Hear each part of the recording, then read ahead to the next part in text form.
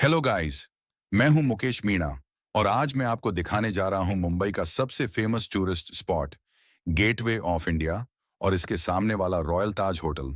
दोस्तों, यहां का माहौल सच में बहुत ही जबरदस्त है। यहां सिर्फ इंडिया से ही नहीं, विदेशों से भी लोग घूमने आते हैं। अरेबियन सी का ओपन व्यू, हवा और यहाँ की वाइब आपको बहुत पसंद आएगी। गेटवे के पास ताज होटल का ये आइकॉनिक दृश्य पूरे मुंबई का सबसे खूबसूरत नज़ारा माना जाता है। अगर आप कभी मुंबई आएंगे तो ये जगह मिस मत करना। दोस्तों, ये छोटा सा टूर मैं आपके लिए लेकर आया हूं ताकि आप भी घर बैठे मुंबई का ये खूबसूरत नज़ारा देख सकें। वीडियो को अंत तक जरूर देखें और अगर अच्छा लगे तो लाइक, शेयर और मुकेश मीणा दयालपुरा यूट्यूब चैनल को सब्सक्राइब जरूर करें। मैं ऐसे ही ट्रैवल वीडियो आपके लिए लाता रहूंगा। जय हिंद।